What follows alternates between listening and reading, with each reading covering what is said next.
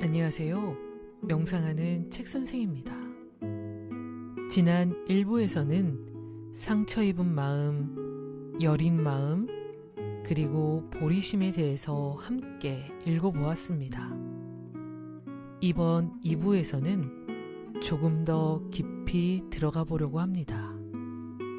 이 책의 저자 페마 초드로는 티베트 불교 수행자이기 때문에 붓다의 가르침을 마치 상상 속 대화처럼 풀어내는 장면들이 자주 등장합니다.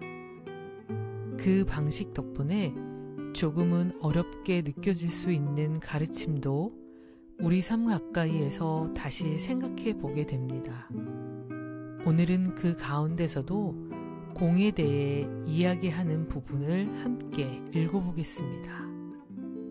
붓다가 던지는 질문 앞에서 나는 어떤 대답을 하고 있는지 여러분도 함께 마음속으로 따라가 보시기 바랍니다. 바냐 바람일다. 즉, 공의 가르침은 이것으로 끝이 아니다. 그것은 다시 한번 역설의 수렁에 우리를 빠뜨린다. 세상의 만물은 공하다는 말 뒤에 다시금 등장하는 공이 곧 세상 만물이라는 가르침 때문이다. 공은 전쟁과 평화로, 슬픔과 기쁨으로, 생로병사로 모습을 바꿔가며 우리 앞에 나타난다. 그러므로 시시각각 모습을 바꾸는 이 찰나, 우리가 누리는 이 생명에 가슴 뛰는 환희심을 가지고 살아야 하는 것이다. 우리가 사무량심 수행과 통낸 수행을 통해 상대적 보리심을 수행해야 하는 것도 같은 이유다. 우리는 수행을 통해 열린 마음과 청정한 마음으로 순간순간을 경이롭게 바라보며 살아나갈 수 있다. 모든 것을 눈에 보이는 그대로 알아차리면 된다. 그게 좋은 일이든 나쁜 일이든 상관없다. 거기에 굳이 뭔가 다른 것을 보탤 필요가 없다. 붓다와 대화를 나눈다고 상상해보라. 먼저 붓다가 묻는다. 당신은 실체를 어떻게 인식하고 있습니까? 우리는 솔직하게 답한다. 저는 현실이 저와 분리된 것이며 고정된 것으로 인식합니다. 붓다는 말한다. 그렇지 않습니다. 좀 더 깊이 바라보세요. 그래서 우리는 한적한 곳으로 가서 붓다의 질문에 대해 성실하게 명상한다. 그러고는 붓다에게 돌아가서 이렇게 말한다. 이제 답을 알겠습니다. 모든 것에는 고정된 실체가 없으며 모든 것이 다 공합니다. 그러자 붓다는 말한다. 아닙니다. 더 깊이 들여다보세요.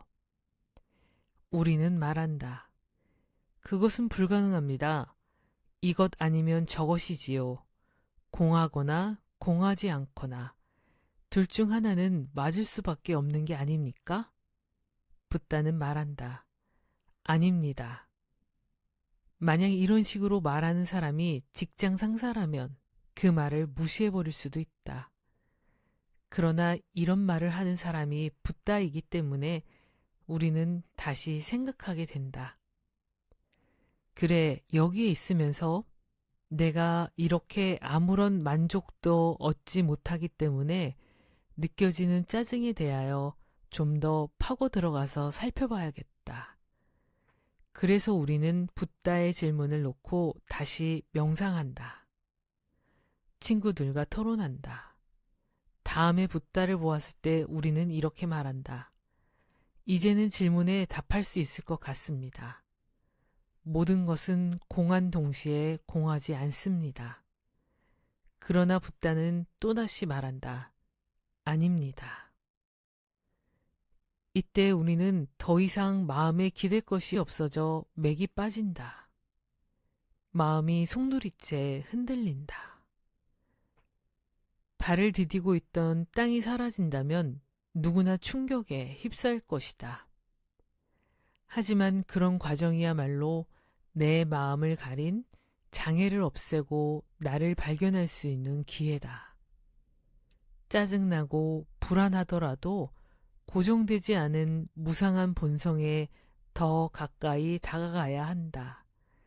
붓다에게 들을 수 있는 답이라고는 어차피 아니다가 전부이므로 우리는 집에 가서 오랜 시간 동안 수수께끼에 대한 답을 찾으려고 고심한다. 이건 마치 성가의 화두와도 같다. 마침내 우리는 붓다에게 되돌아와서 말한다. 가능한 답은 오직 하나밖에 남아있지 않습니다.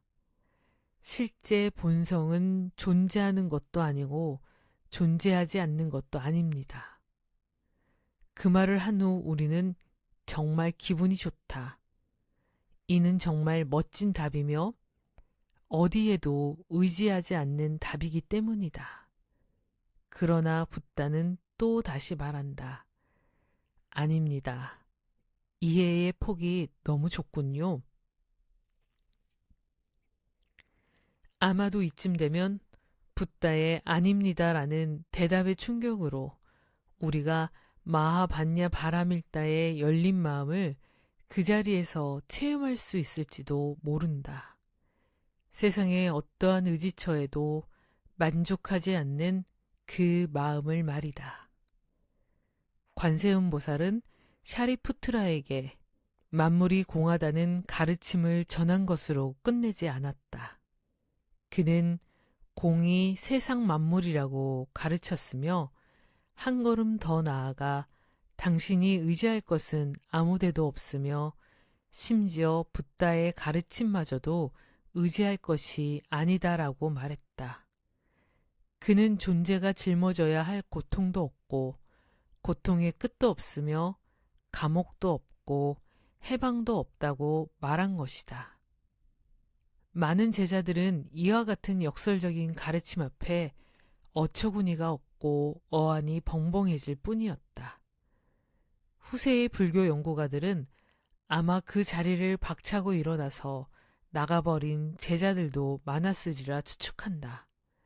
마치 신제학회 회원들이 크리슈나 무르티에게 그러했듯이 제자들도 붓다에게 그런 말을 듣고 싶지는 않았을 것이다. 우리는 누구나 자기가 서 있는 자리를 근본적으로 허물어뜨리는 가설을 싫어한다. 너무나도 위협적이기 때문이다. 만약 이 가르침이 관세음보살 혼자만의 생각이었다면 붓다의 제자들은 자신들이 느끼는 두려움을 합리화할 수도 있었을 것이다. 이 사람은 그저 마음을 닦는 한 명의 수행자일 뿐이야. 우리와 별로 다를 것도 없지. 그는 매우 현명하고 자비롭지만 이해를 잘못하는 일도 있다고. 그러나 그 곁에는 붓다가 자리에 있었고 관세음보살의 가르침에 대한 만족감의 표시로 깊은 선정이 들어 제자들에게 반야바라밀다에 머무는 법을 직접 보여주고 있었다. 제자들이 이 역설의 가르침에서 빠져나갈 길은 전혀 없었다.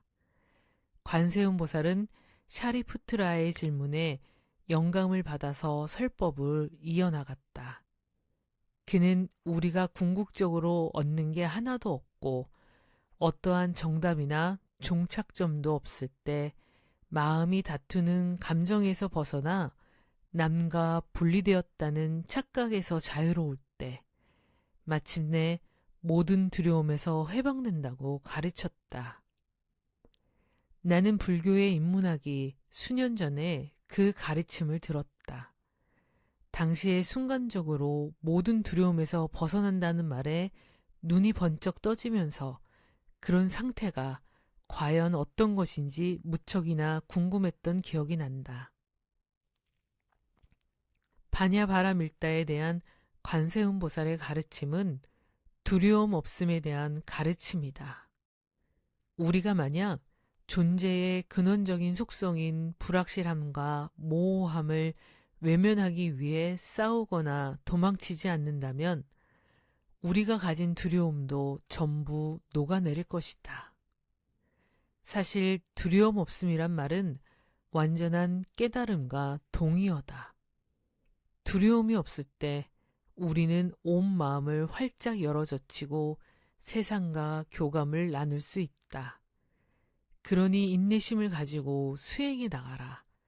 삶의 무상함을 여유 있게 알아차리는 법을 배우면서 우리는 점점 두려움에서 벗어나 깨어있는 마음에 가까워진다. 이어서 관세음 보살의 설법은 반야 바라밀다의 핵심으로 나아간다.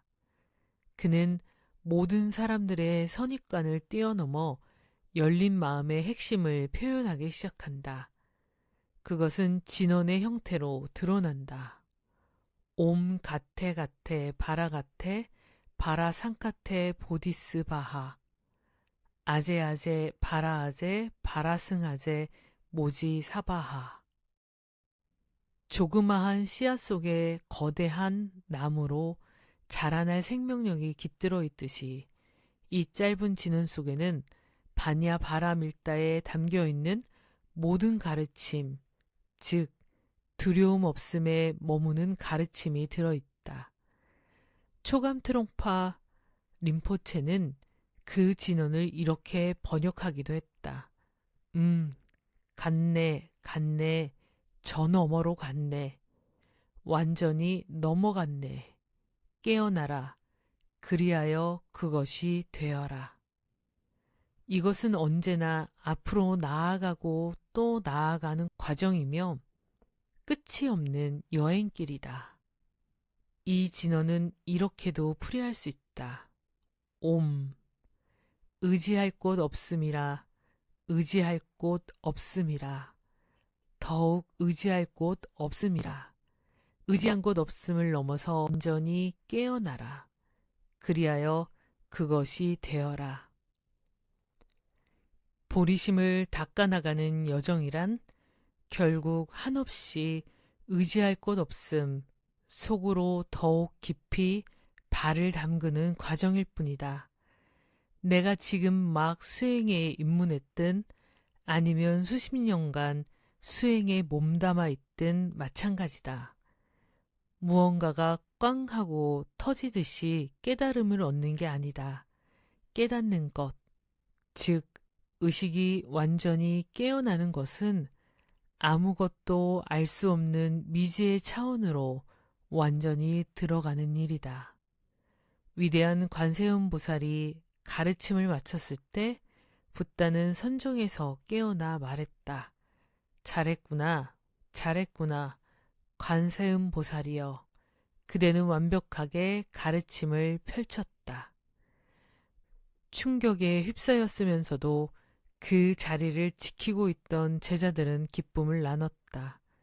그들은 모두 두려움을 넘어서서 두려움 속으로 한 걸음 내디디라는 가르침을 듣고 환희심을 느꼈던 것이다.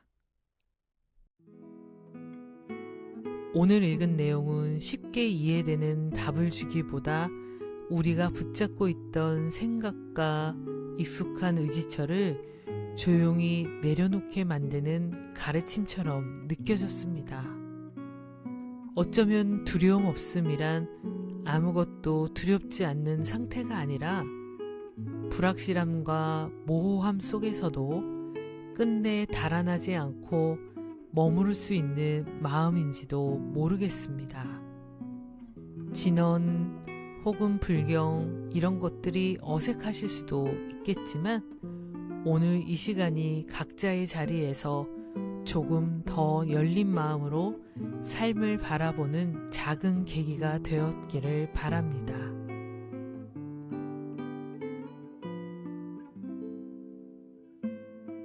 지금까지 명상하는 책선생이었습니다.